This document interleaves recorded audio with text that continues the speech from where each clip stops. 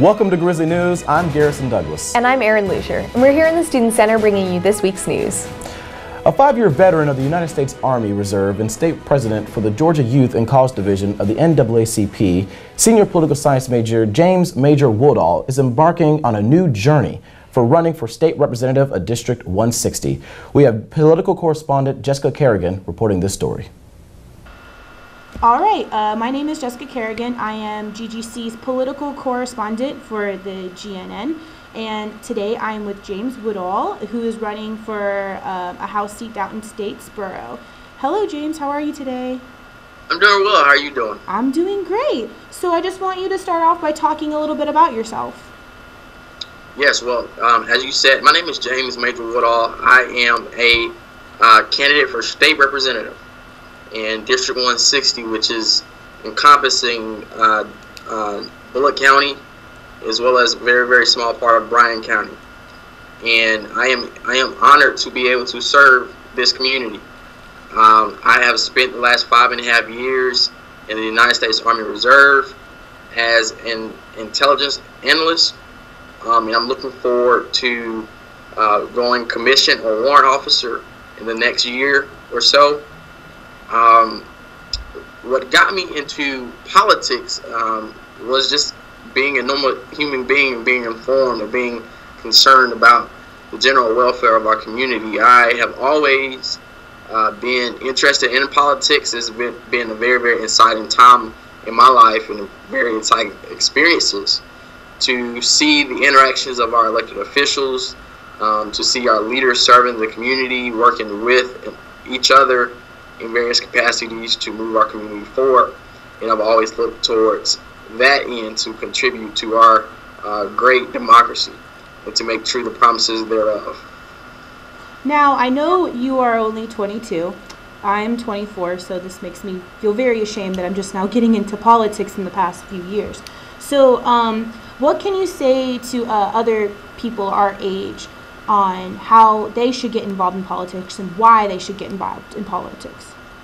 Well, I would say this. A lot of people look at my age, and I've pushed out, and our campaign has pushed out my candidacy being possibly a historical landmark for our state.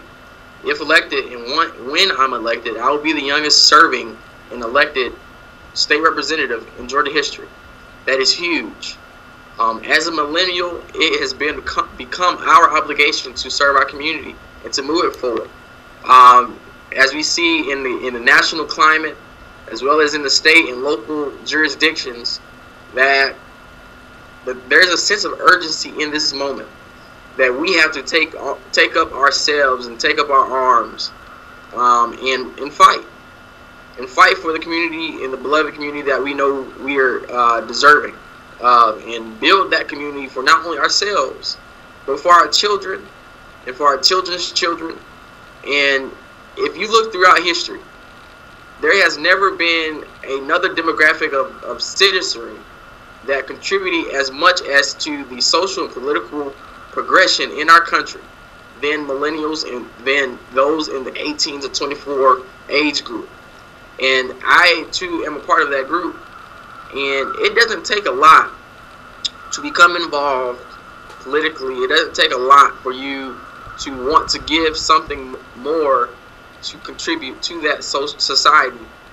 And all it takes is you wanting to make a difference and believing that the power of your purpose is enough, because that's what will push us over the top and into seats of public accountants, as well as making us the leaders of not only tomorrow but today.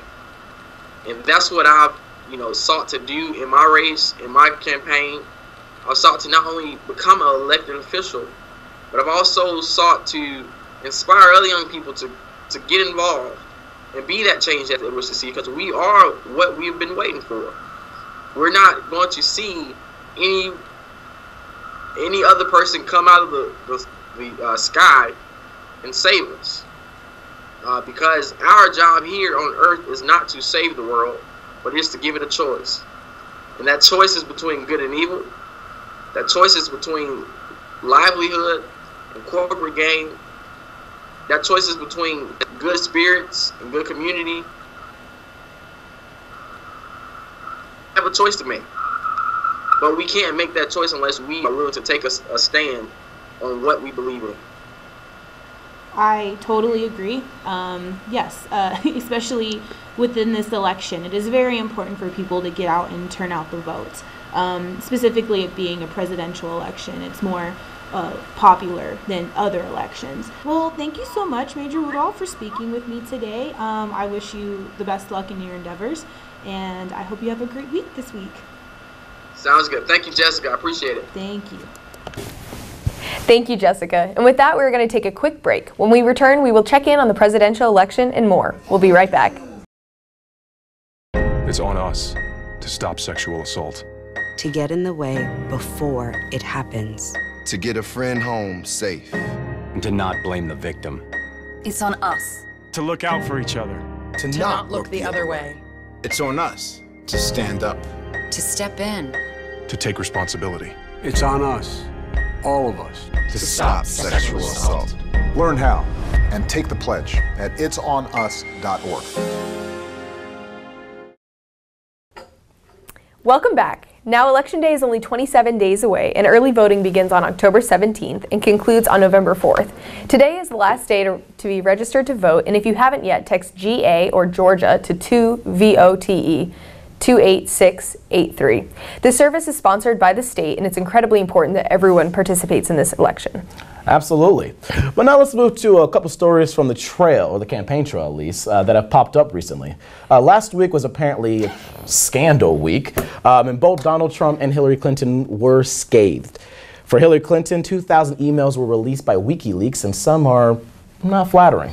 And Donald Trump was even more rattled by an 11-year-old video in which he clearly is bragging about groping women and getting away with it. To comment on these stories, let's bring in GNN political commentator Tracy Martin.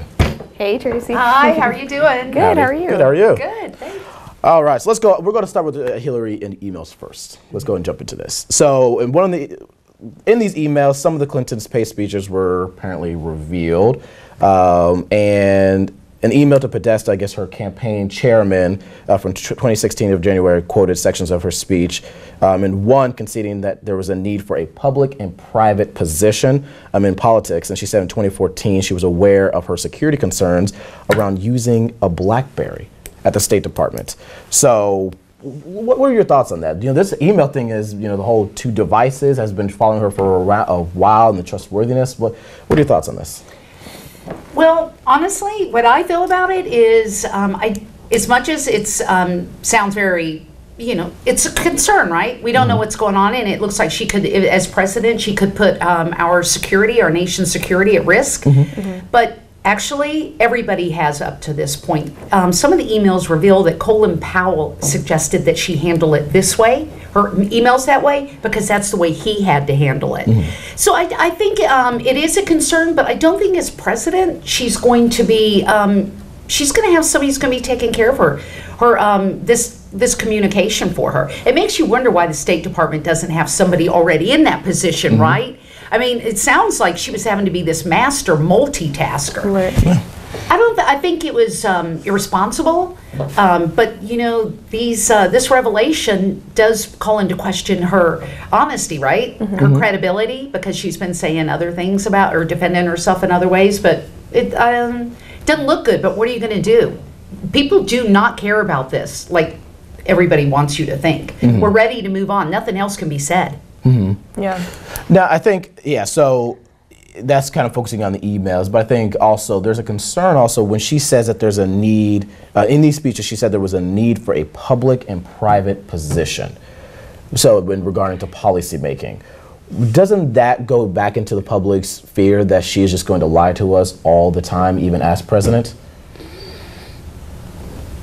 I would say they're probably all asking for a public and private policy. And why is that? I mean, don't we justify the government when they keep military secrets or plans quiet? It depends on, you know, if do we want full transparency in the government? Is the government at its best when it's transparent? Personally, as much as I would like to think so, I don't think we're ever going to achieve that.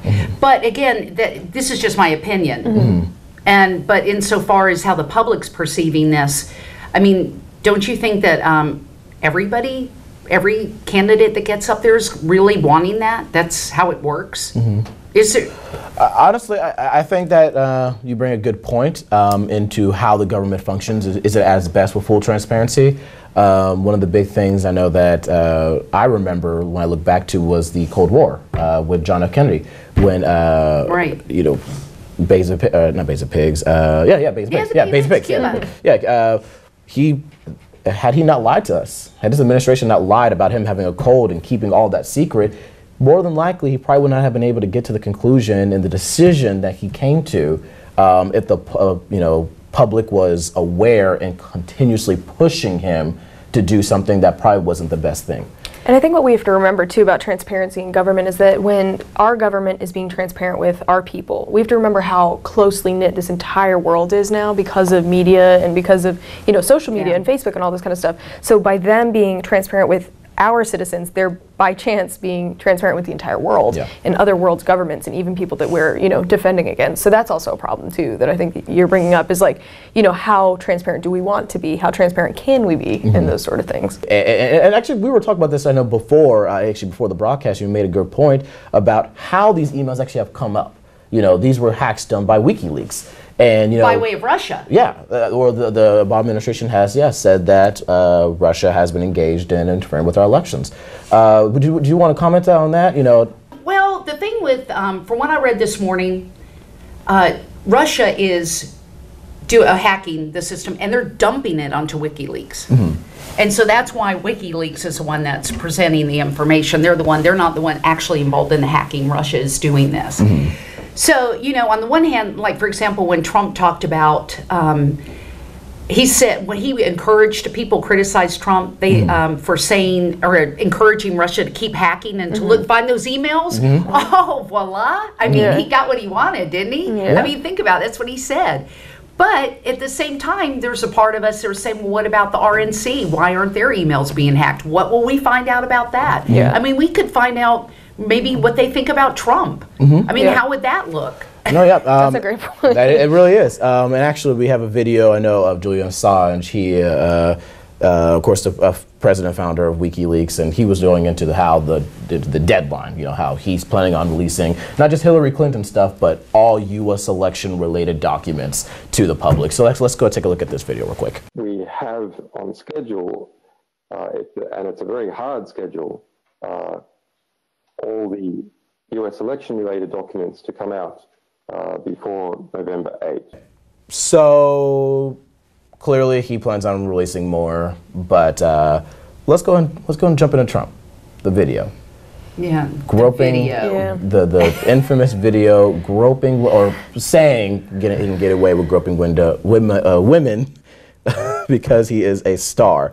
Let's take a look at this video real quick. We're going to show a small clip of some of the things that he said. You know, and she used to be great. She's still very beautiful. I moved on her, actually. You know, she was down in Palm Beach. I moved on her, and I failed. I'll admit it. Whoa. I did try and fuck her. She was married. That's huge news there. No, Nancy. No, this was marriages. And I moved on her very heavily. In fact, I took her out furniture shopping. She wanted to get some furniture. I said, I'll show you where they have some nice furniture. I took her out furniture. I moved on her like a bitch, but I couldn't get there. And she was married. Then all of a sudden, I see her. She's now got the big phony tits and everything. She's totally changed her look. I better use some Tic Tacs just in case I start kissing her. You know, I'm automatically attracted to beautiful. I just start kissing them. It's like a magnet. You just kiss. I don't even wait. And when you're a star, they let you do it. You can do anything. Whatever you want. Grab them by the pussy. I can do anything. So clearly in this video, we hear him say at parts that he, or I quote, I moved on her like a B word, but I couldn't get there and she was married. Then all of a sudden I see her, she's now got the big phony breasts and everything, and she's totally changed her look. He also clearly stated that grabbing the women by the P word. Assault. He was talking about yes. assaulting women. No, yeah. And making it completely okay. Yeah, and saying again, yeah, and going more This is saying normal behavior for him. That's what's so startling. It's like normal. No, yeah. This is. I'm just like so disgusted by the video. Like I didn't want to see it at first because we've seen so many videos of him since his beginning running for president. He has done this, and then things have surfaced and surfaced and surfaced, and it seems as though like his supporters will just keep saying, yeah, but Benghazi, but emails, but, and it's always some sort of reason why that's okay for him to do, and it's the ultimate. I mean, the exact definition of what a lot of people have been saying of, women can be so ready for positions, so prepared, so, the perfect person for it. And somebody can come in like this and just completely take over the race because, well, he says what he means. And I'm not hearing those people right now. No, yeah. And I did see some supporters still coming to his side about, well, he says what he means and he says what he thinks. And then when you call him out, like when you ask him about something he said, they're like, oh, he didn't mean that. Yeah, and it's like, well, what does he mean then? Because it seems as though, making fun of special needs people, making fun of, and it's like, I'm very confused at where the line is drawn. Now, okay, the apology, though, that he gave was the best teleprompter performance he's ever given. That's saying a lot. Yes, that's saying, yes. Beautiful, beautiful. That was great. Here's the thing. I read recently an article about Ann Coulter. Everybody is aware of knows about Ann Coulter. Well, apparently she has a home in where his home is in Largo, Villa Largo in Florida. Mar-a-Lago, yeah. Maya Largo. Yeah. Well, she has a summer home in that area too, in that neighborhood. And when he invited her over for the first time, and she met with him, afterwards she advised perhaps his campaign manager at the time to put a teleprompter in every room in his house for him to practice with. That was her advice, to put it, because... Well, apparently it worked. It worked, and it finally worked, for him on this case. But what I think is so interesting about this video last night, and when its timing of it when it surfaced, is it was just the beginning of the week. We were talking about the vice presidential debate and how Tim Kaine came off like an attack dog, and they went into the Clinton Kaine campaign went into the vice presidential debate like 6 or 7 points ahead. Right. So there wasn't a need to do this. Right. If you kind of contrast it with Trump going in with his first debate with Clinton, he was more like acting like Kaine, but there was the sense that he had more to lose. Right. Yeah. Well, so when Kaine goes in with 6 points ahead, it was very unnecessary for him to act like that. So he was getting all this criticism. But within 24 hours, the Clinton campaign was already cobbling up all these little bits of Pence defending Trump or denying. Yeah. They will say he was denying more than he was defending. Right. But so, gosh, what does 5 days make, how it changes our perception of a performance? Absolutely. Because now it doesn't matter that Tim Kaine was acting like a attack dog. Right. And he was interrupting. Now it's all on Pence. Yeah. This is what you were denying within 5 days. This is what, there's proof. But as much as we want to laugh about this, and myself included, it's not funny, really. Right. No, yeah. Yeah, it's disgusting more than anything. Seeing it and seeing people's reactions like, wow, haha, oh my gosh, he's so crazy. It's like, no, this isn't funny. This is rape culture. This is our country. This is the state of our politics exactly. right now. And this is the epitome of rape culture and why things like the Stanford rapists are able to get away with what they're, getting away with. It's the good old boy network of people just acting this way and thinking that nothing will ever change. No, yeah. And I think we're already seeing, do you guys first, let me say this, do you think that this is going to take them down at all? What do you predict is going to be the ramifications from this? We've seen this Trump before, not in this particular area, but we've seen calling Mexican immigrants rapists. We've seen him calling John McCain not a war hero. We've seen these things like him before, but yet he always comes back, appears stronger and better than before. Is this truly it, or? I would hope that something like this would really draw out the supporters that I know are following like Ivanka Trump and people who like really look up to her and her politics and seeing, that younger millennial women group kind of flock to him. I really wish that that group, as small as they are, would completely disband and completely get away from this organization just because it's so toxic. But I know that that's not going to be the case just because we've seen so many other forms of this before, and it's just the same wording keeps coming up over and over again. Every time you try to ask someone who defends him about this, they'll say, well, I like him because he says what he's thinking. And it's like, No, Even if it's like rapey, that's what I don't understand. No, yeah, and I find it interesting because on Friday night when the news came out towards kind of more of the midnight era. Jason Chaffetz from Utah. He's also the one, ironically, who's investigating Hillary Clinton, has pulled his endorsement and saying that he's not voting for Trump and that he can't see how anyone could. He also said he wished that Mike Pence was on top of the ticket. Also the governor of Utah, John Huntsman, Michael Reagan, Mark Kirk, all the senators, governors, ambassadors, they're pulling away. But they've had former presidents pull away this whole time. I mean, everyone, he has everyone pull away except for the weird, deep-seated group that, the underbelly of this society in America that is still what do they keep calling themselves? The silent majority of people who vote for him and all that kind of stuff. You're not silent. You're racist, silent majority's homophobic. back, yes. Yeah, and it's here. I mean. And before I want to move on to kind of a next story, but before I go there, I want to kind of ask you guys a question in regards to Paul Ryan. Paul Ryan already was pretty much adamant. He was, he was late to the game in endorsing Trump. He didn't really want to, but he was forced to. Do you possibly see him retracting? Because at the end of the day, the Republican National Committee, their job is to elect Republicans in every position possible. But Paul Ryan's job is to ensure that Republicans keep the House.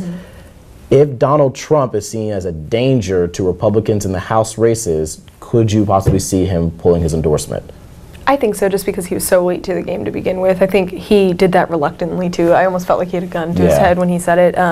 Just because I think he sees the presidency as what it is essentially at this point not as powerful as what Congress is. And he knows that from his position. He knows that from his point of view. And I think that's kind of why he was so hesitant, because, I agree with what you say about, Supreme Court justices and everything like that, but at the end of the day, they have to get, confirmed by the Senate. And if they're not, if that's not happening, there's a reason they want holdover both sides. And yeah, I know. It doesn't matter who. I mean, is there going to be gridlock again? For another 8 years. Possibly. Pretty much. Yeah. Yeah. And whoever wins is probably going to be a one-term president. I think so. I think we're going to see a primary. I think we're going to see both. And then we're just going to be, the next presidential campaign is going to start immediately. No, it is. Almost exactly after the inauguration. Presidency. Seriously. Oh, yeah. Kanye 2020. That's all I got to say about that one. But let's go ahead and head over a little more local. Let's head out from Washington. Let's head here to Georgia. Specifically here. Where we are, yeah. This good old state. So Georgia's decision to redraw state House of Representative districts last year is getting new scrutiny as the battle over voting rights heats up in federal courts across the country. The Georgia General Assembly approved new boundaries for 17 out of the 180 House districts, including several in Metro Atlanta. But one in particular has drawn interest. Critics say lawmakers took a highly competitive Gwinnett County district and made it easier for incumbent Republican Representative Joyce Chandler of Grayson to get reelected. So Tracy, what are your thoughts on this? Well, I'm not familiar with the Joyce Chandler, but I do know that in District 5, right when you get right down to the Gwinnett County district situation or area, there is a lawsuit facing the Gwinnett County Board of Education and the Board of Commissioners. And the GLEO and the NAACP, along with, I did not prepare for this very well. But GLEO and NAACP, they're the ones that are filing this lawsuit. And they claim that it's, the district lines are diluting their vote. And, this is what's interesting about gerrymandering. It's been around forever, and you can ask almost anybody about gerrymandering, any elected official, and they'll say, oh, Democrats and Republicans have been doing that forever, right? Yes, they have, but before it was mostly to outsmart the other. But now that minorities, women and minorities have such a high, their votes are at stake, new technology is giving too much power to elected officials to carve out district maps with this sensitive software that allows them to figure out exactly how where their voters are and how they can extricate them with surgical skill out of their district. GLEO and NAACP are claiming that the Board of Education and Gwinnett's Board of Education, Gwinnett's Board of Commissioners purposely packed them into District 5 to dilute their voice. Gwinnett County is a minority majority county. Now this is recent. So you can kind of see, okay, well, the makeup of the Board of Education, the Board of Commissioners is going to reflect the previous majority, the white majority. But, you know, this isn't going to, people aren't going to let this go for so long. I mean, that's why these lawsuits are going on. When I spoke to Mr. Gonzalez, the Vice President of Galileo, he said to me what they want is they want the school district lines redrawn. That is what they want done as a result of their lawsuit. Right. So that's almost exactly what's happening over here in the Grayson area is the problem with, you know, drawing minorities essentially out of the vote entirely. Absolutely. So there's a woman running against the incumbent, which is bringing up this issue of, well, did you take her voters specifically off the table? Yeah. And that is the case if you look at the map and you can actually see it.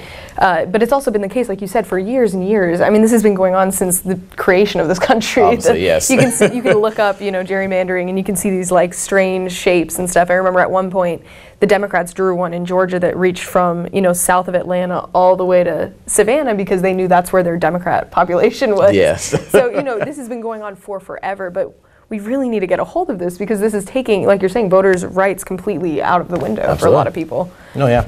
That's why it's important to get out there and vote, people. But, all right, so we're going to have to, of course, leave it there. We'll look into these local incidents a little more as the weeks go on. But we're going to leave it there, and we'll be right back after the break. And tried to shoot him in his patrol car. No one has proven that. With their presidency and then screws me and my kids when it's over. And until we do that, we have to deal with the extraction. Secondly, no. College campus rape culture is a myth. The 1 in 4 is a lie. This is real. With the presidency and then screws me and my kids when it's over. And until we do that, we have to deal with. Welcome back. Now we're going to cover some of the information that we kind of learned over the past weekend about the homecoming court for the 2016 candidates. So I'm going to read off the King's Court and the Queen's Court. These were the 5 people from each category that were chosen as the nominees that will now compete for votes on the student campus to try to get a lot of students to vote for them. So on the King's Court we have Azaz Sheikh, Fedi Basha, Joshua Beaton, Kingston Castillo, and Usama Lakhani.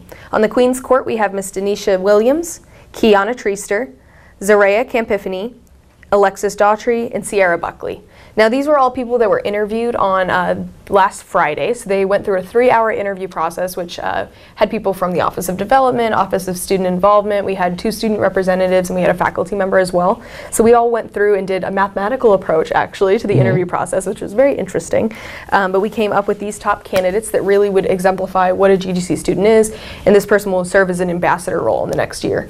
Wonderful. So we're excited to see where this goes, but this next Thursday coming up, so October 13th at 2:00 p.m. is when they're going to have their meet and greet. So this is where all 10 candidates are going to have the ability to host a table, kind of give out their t-shirts or buttons or stickers or candy or whatever it is that they're going to do, kind of tell students why they should be the king or queen for the next year. Wonderful. Looks like we got quite the competition we do going on out there. We also have both of our GNN candidates have, have made it all the way through, so that's really exciting. So definitely make sure you get in touch with these candidates and really hear about them. It's different than SGA, but it is being done in the same election format. So this is really cool to see. We will let faculty and staff as well as students vote this year, so that should be very exciting. Yes, I'm excited about this more than anything. You don't understand. And this will all be announced at the game on October 22nd at 5:00 p.m. Show up to the game. It's super fun. There's a lot of fun. There's going to be Battle of the Bands. Yes. That's exciting, right? Yes, yes. So many fun things happening. It's going to be a super fun time. Lots of free food. Yes. Oh my gosh, yes, free food. I love free food. Free food, music. And please show some support for our athletes. They do incredible work. They do. So they work very long hours to be able to do this for us. They do. And we pay for them. So that's the other thing. Yes, you pay for them. And the games are free, so might as well. What else you got to do? Head out there. And show some support. But now we're going to close out with our weather broadcast from Matthew Montgomery. Matthew? All right, Grizzlies. The weather is going to be nice. We should expect some sunshine and a little bit of partly cloudy, but no rain. And the highs are going to be in the high in the high 70s and the low 80s. And the lows are going to be in the 50s.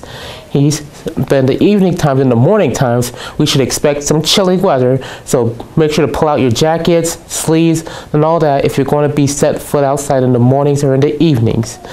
So keep growling, Grizzlies.